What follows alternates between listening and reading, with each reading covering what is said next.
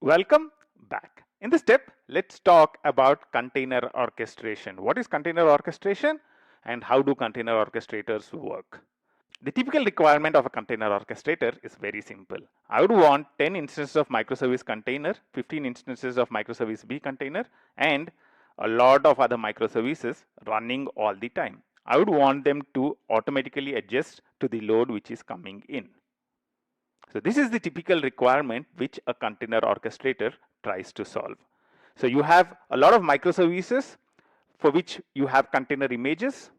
So you have the images for them and you have the configuration saying, okay, I would want to auto scale them. I would want 10 instances of it, or I'll want 15 instances.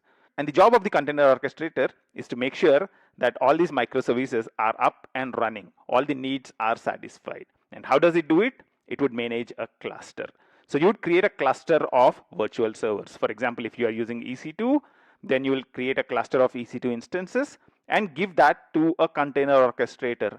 The container orchestrator would take the requests for deploying microservices and deploy these microservices onto the cluster. That at a high level is the job of a container orchestrator. The typical features that a container orchestrator provides are auto scaling.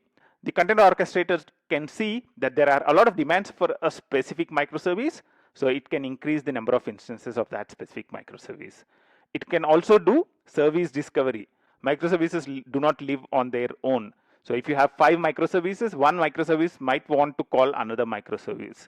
So container orchestrator also provides a feature called service discovery, which would help one microservice locate where a specific microservice is.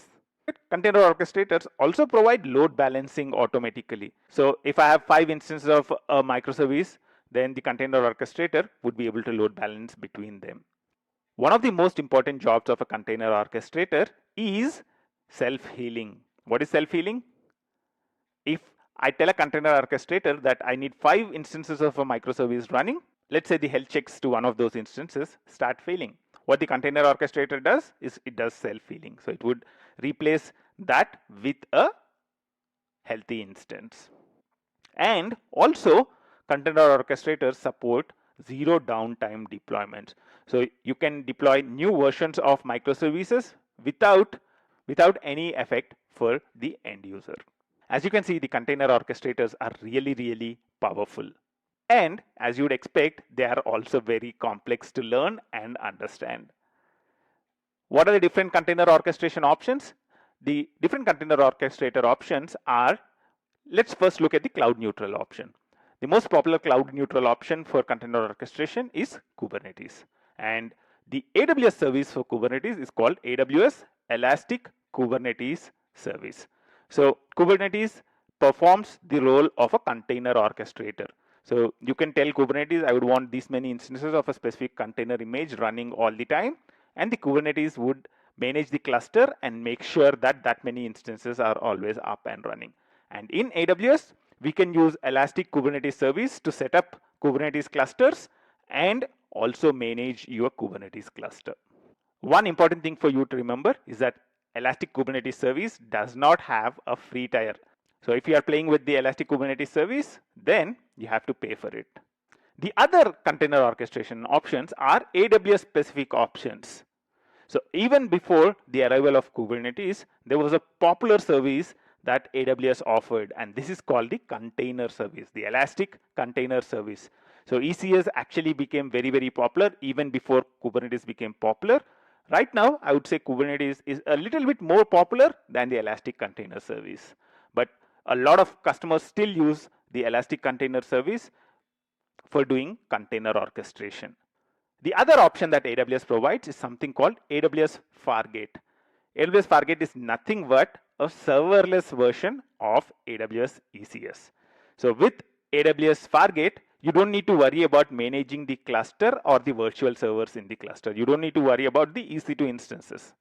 All that you need to do is to tell, I would want these many microservices up and running. Fargate would manage the cluster for you.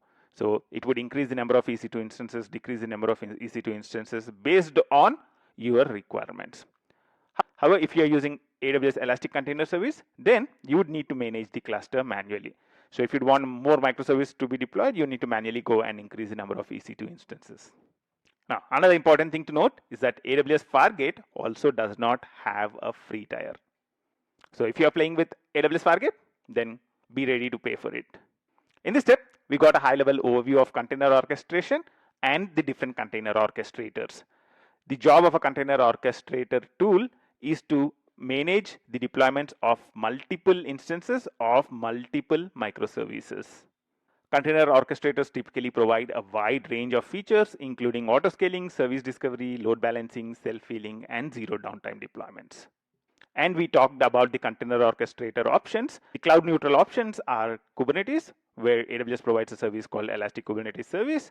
And we have a couple of AWS specific services, AWS Elastic Container Service, which is ECS, and AWS Fargate, which is a serverless version of AWS ECS. I'll see you in the next step.